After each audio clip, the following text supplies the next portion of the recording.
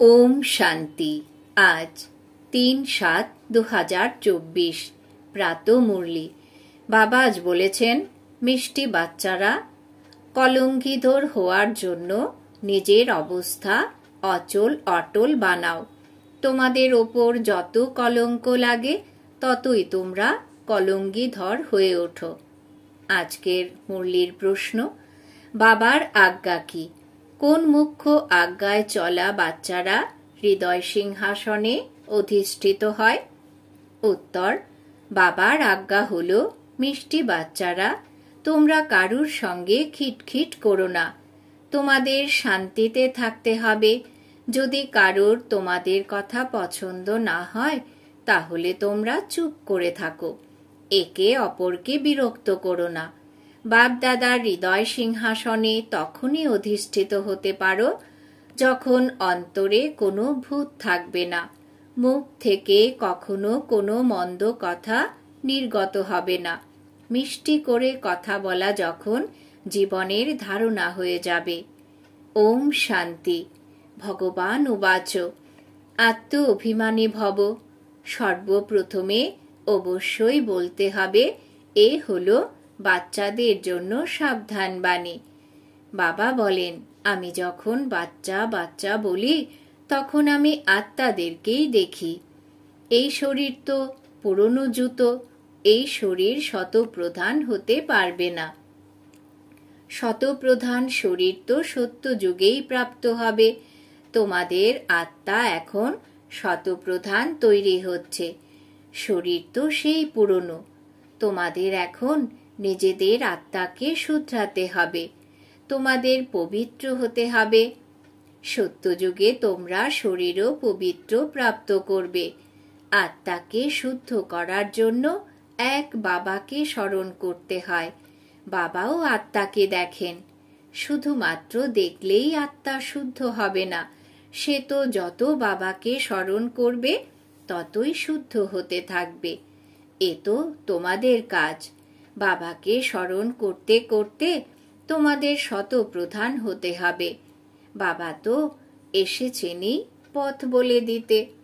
এই শরীর তো অন্ত পর্যন্ত পুরনোই থাকবে। এ তো কেবল কর্মেন্দ্রিয়, যার সঙ্গে আত্মার কানেকশন।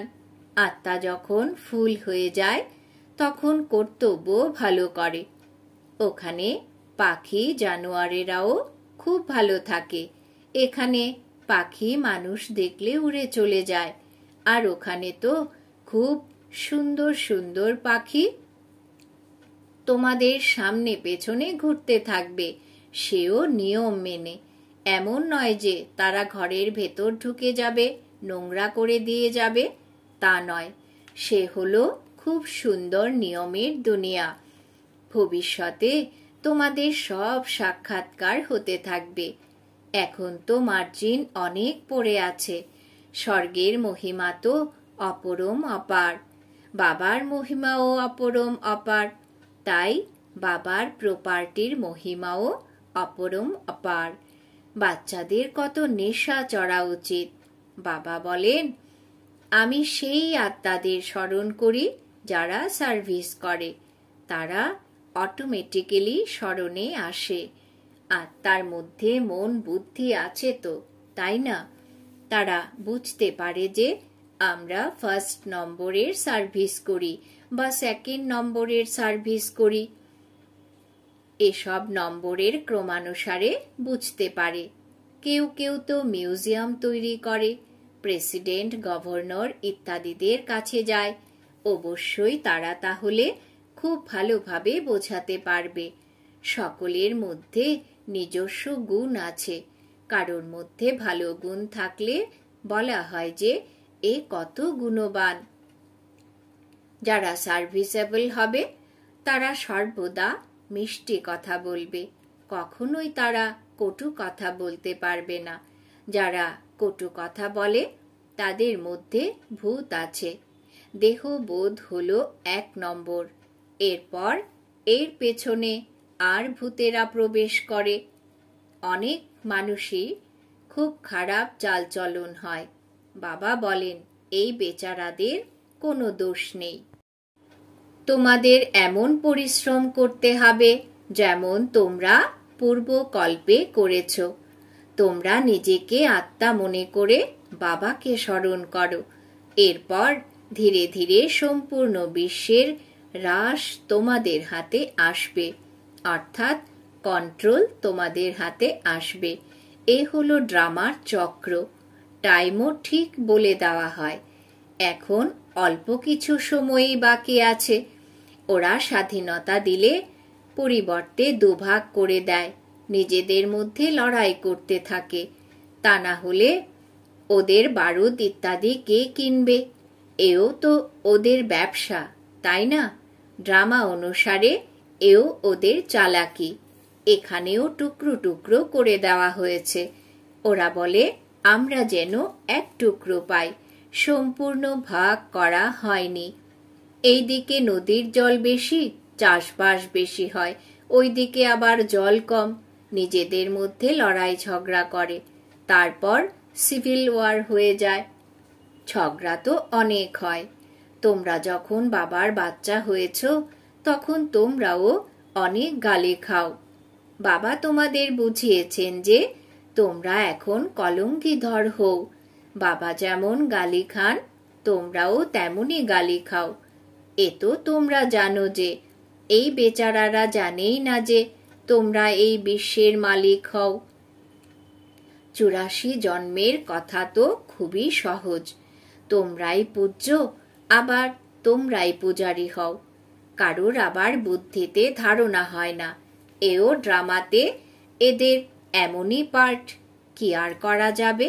যতই মাথা ঠুকতে থাকুক উপরে চড়তে পারবে না। চেষ্টা তো করানো হয়, কিন্তু ভাগ্যে নেই। রাজধানী স্থাপন হয়, সেখানে তো সবাইকেই চাই। এমন চিন্তা করে শান্তিতে থাকা উচিত। কারোর সঙ্গে খিটখিট করা উচিত নয়। ভালোবেসে বোঝাতে হয়, এমন করো না। এই কথা আত্মা শোনে। এতে কিন্তু পদও আরো কম হয়ে যাবে। কাউকে তো ভালো কথা বোঝালেও অশান্ত হয়ে পড়ে, তখন ছেড়ে দেওয়া উচিত। নিজেই যদি এমন হয় তাহলে একে অপরকে বিরক্ত করতে থাকবে। এ অন্ত পর্যন্ত থাকবে। মায়াও দিনে দিনে কড়া হয়ে যায়। মহারথীদের সঙ্গে মায়াও মহারথী হয়ে লড়াই করে। মায়ার তুফান এলেও বাবাকে স্মরণ করার অভ্যাস হয়ে যায়। একদম অচল অটল হয়ে যায়। বুঝতেও পারে যে মায়া হয়রান করবে, কিন্তু ভয় পেলে চলবে না। কলঙ্কিধর যারা হয় তাদের উপর কলঙ্ক লাগে, এতে মন খারাপ করা চলবে না। খবরের কাগজের লোকেরাও বিপরীতে কথা বলে দেয়, কেননা এ হলো পবিত্রতার কথা। অবলাদের উপর অত্যাচারও হবে।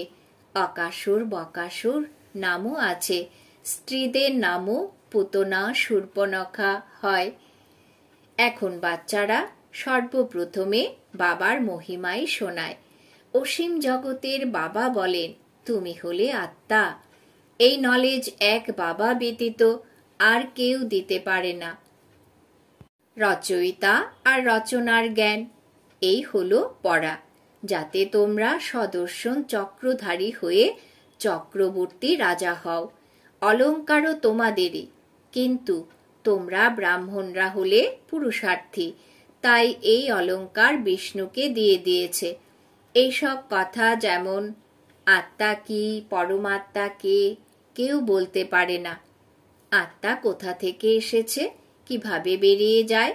কখনো বলে চোখ দিয়ে বেরিয়ে গেছে, কখনো বলে ভ্রুকুটি দিয়ে বেরিয়ে গেছে, কখনো বলে ব্রহ্ম তালু দিয়ে বেরিয়ে গেছে। এ তো কেউ জানতে পারে না। তোমরা এখন জানো যে আত্মা এমন ভাবে শরীর ত্যাগ করবে, বসে বসে বাবার স্মরণে দেহ ত্যাগ করবে। বাবার কাছে তো আনন্দের সাথে যেতে হয়। পুরানো শরীর খুশি মনে পরিত্যাগ করতে হবে। যেমন সাপের উদাহরণ আছে। জানোয়ারদের যে বুদ্ধি আছে মানুষের তা নেই। ওই সন্ন্যাসী ইত্যাদিরা তো কেবল দৃষ্টান্ত দেয়। বাবা বলেন যে তোমাদের এমন হতে হবে। এমন ভ্রমরী কীটকে ট্রান্সফার করে দেয়, যেমন ভ্রমরী কীটকে ট্রান্সফার করে দেয়, তোমাদেরও মনুষ্যরূপী কীটকে ট্রান্সফার করে দিতে হবে। কেবলমাত্র দৃষ্টান্ত দিলে হবে না, প্র্যাকটিক্যালি করতে হবে। বাচ্চারা, তোমাদের এখন ঘরে ফিরে যেতে হবে। তোমরা বাবার কাছ থেকে উত্তরাধিকার প্রাপ্ত করছো, তাই তোমাদের অন্তরে খুশি হওয়া উচিত। ওরা তো উত্তরাধিকারকে জানেই না। শান্তি তো সবাই পায়, সবাই শান্তিধামে যায়। বাবা ছাড়া আর কেউ সদ্গতি করতে পারে না। তোমাদের এও বোঝাতে হয় যে তোমাদের হলো নিবৃত্তি মার্গ। তোমরা ব্রহ্মে লীন হওয়ার জন্য পুরুষার্থ করো। বাবা তো প্রবৃত্তি মার্গ তৈরি করেন। এ হলো খুবই গুচ্ছ কথা। প্রথমে তো সবাইকেই অল্ফ আর বে সম্বন্ধে পড়তে হয়। বলো, তোমাদের দুইজন বাবা, জাগতিক আর অসীম জাগতিক। জাগতিক পিতার কাছে জন্মগ্রহণ করো বিকারের দ্বারা, সেখানে কত অগাধ দুঃখ প্রাপ্ত করো। সত্যযুগে তো অপার সুখ, সেখানে তো জন্ম মাখনের মতো হয়। দুঃখের কোনো কথাই নেই, নামই হলো স্বর্গ। তোমরা অসীম জগতের বাবার কাছ থেকে অসীম জগতের বাদশাহীর উত্তরাধিকার প্রাপ্ত করো। প্রথমে হলো সুখ, পরে দুঃখ। প্রথমে দুঃখ আর পরে সুখ, এ কথা বলা ভুল হবে। প্রথমে তো নতুন দুনিয়া স্থাপন হয়, পুরনো দুনিয়া তো স্থাপন হয়ই না। পুরনো বাড়ি কেউ কি কখনো তৈরি করে? নতুন দুনিয়াতে তো আর রাবণ থাকতে পারে না, এও বাবাই বুঝিয়ে বলেন। তখন বুদ্ধির দ্বারা এই যুক্তি বোঝা যায়। অসীম জগতের বাবা অসীম জাগতিক সুখ প্রদান করেন। তিনি কিভাবে তা দেন, তোমরা এলে তবে বোঝাবো। বোঝানোর জন্যেও উপায় বা যুক্তি চাই। তোমরা দুঃখধামের দুঃখেরও সাক্ষাৎকার করাও। এখানে কত অগাধ দুঃখ, অপরম্পার। নামই হলো দুঃখধাম।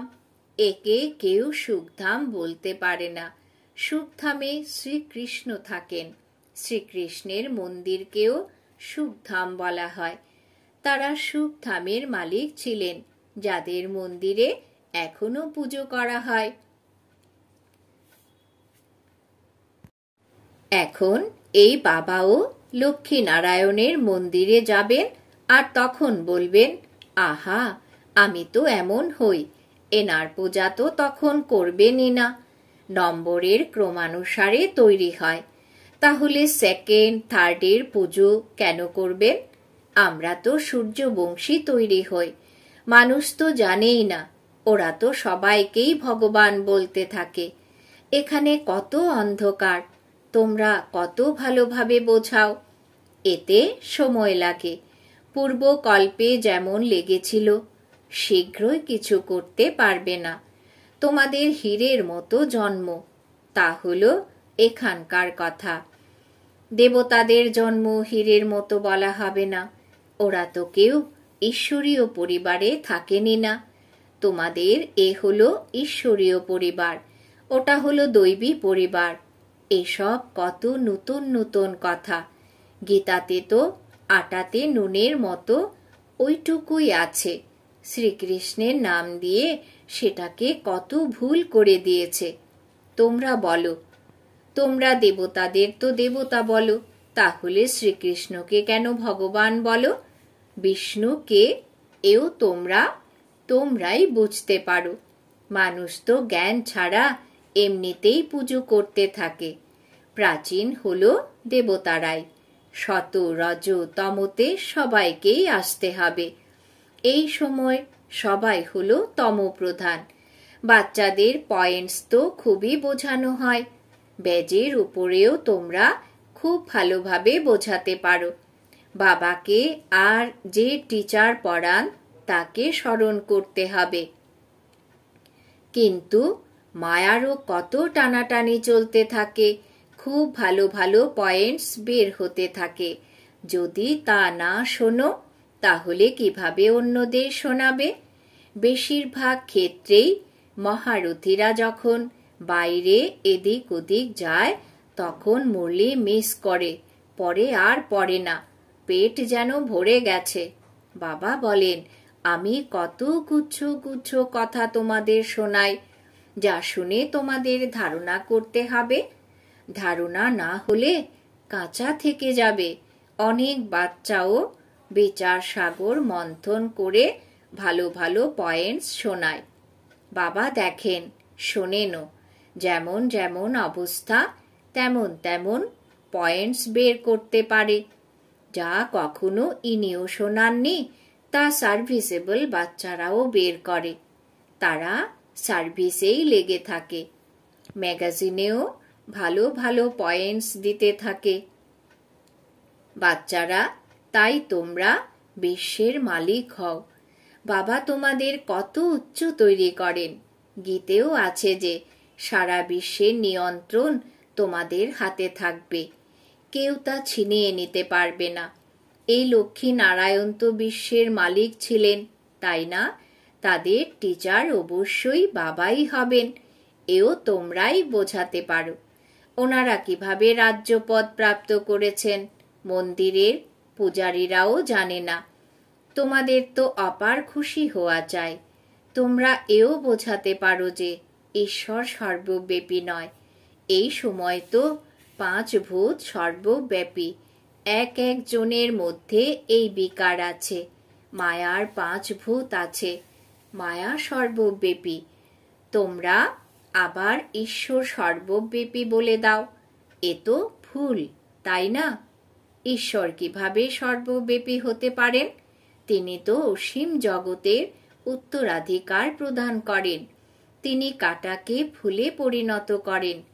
এই কথা বোঝানোর প্র্যাকটিসও বাচ্চাদের করা চাই। আচ্ছা, মিষ্টি মিষ্টি হারানিধি বাচ্চাদের প্রতি মাতা পিতা বাপ দাদার স্মরণের স্নেহ সুমন আর সুপ্রভাত। আত্মাদের পিতা তার আত্মারূপী বাচ্চাদেরকে জানাচ্ছেন নমস্কার। আমরা আত্মারূপী বাচ্চারা আমাদের মাতা পিতা বাপ দাদাকে জানাই স্মরণের স্নেহ সুমন সুপ্রভাত নমস্কার। ধারণার জন্যে মুখ্য সার। 1 নম্বর, কেউ যখন অশান্তি ছড়ায় বা বিরক্ত করে তখন তোমাদের শান্ত থাকতে হবে। বোঝানো সত্ত্বেও যদি কেউ নিজের পরিবর্তন করতে না পারে তখন বলবে যে এর ভাগ্য, কেননা রাজধানী স্থাপন হচ্ছে। 2 নম্বর, বিচার সাগর মন্থন করে জ্ঞানের নতুন নতুন পয়েন্টস বের করে সার্ভিস করতে হবে। বাবা মুরলিতে যে গুচ্ছ কথা রোজ শোনান তা কখনো মিস করবে না। বরদান। বাবা আজ বরদান দিয়েছেন পবিত্রতাকে আদি অনাদি বিশেষ গুণের রূপে সহজভাবে আপন করে নেওয়া পূজ্য আত্মা ভব। পবিত্রতাকে আদি অনাদি বিশেষ গুণের রূপে সহজভাবে আপন করে নেওয়া পূজ্য আত্মা ভব। ব্যাখ্যা। পূজনীয় হওয়ার বিশেষ আধার পবিত্রতার উপরে নির্ভর করে। পূজনীয় হওয়ার বিশেষ আধার পবিত্রতার উপর নির্ভর করে। যত যত সর্বপ্রকার পবিত্রতাকে আপন করে নেবে ততই সর্বপ্রকারে পূজনীয় হয়ে যাও। যিনি বিধিপূর্বক আদি অনাদি বিশেষ গুণের রূপে পবিত্রতাকে আপন করে নেয় তিনি বিধিপূর্বক পূজিত হন। যিনি জ্ঞানী এবং অজ্ঞানী আত্মাদের সম্পর্কে এসেও পবিত্র বৃত্তি দৃষ্টি ভাইব্রেশনের দ্বারা যথার্থ সম্পর্ক সম্বন্ধ পালন করেন, স্বপ্নেও যার পবিত্রতা খণ্ডিত হয় না তিনি বিধিপূর্বক পূজিত হন। স্লোগান। ব্যক্ততে থেকেও অব্যক্ত ফরিস্তা হয়ে সেবা করো, তাহলে বিশ্ব কল্যাণের কাজে তীব্র গতিতে সম্পন্ন হবে। ব্যক্ততে থেকেও অব্যক্ত ফরিস্তা হয়ে সেবা করো, তাহলে বিশ্ব কল্যাণের কার্য তীব্র গতিতে সম্পন্ন হবে। আজকের সমান আমি পবিত্র তথা পূজ্য আত্মা। ওম শান্তি।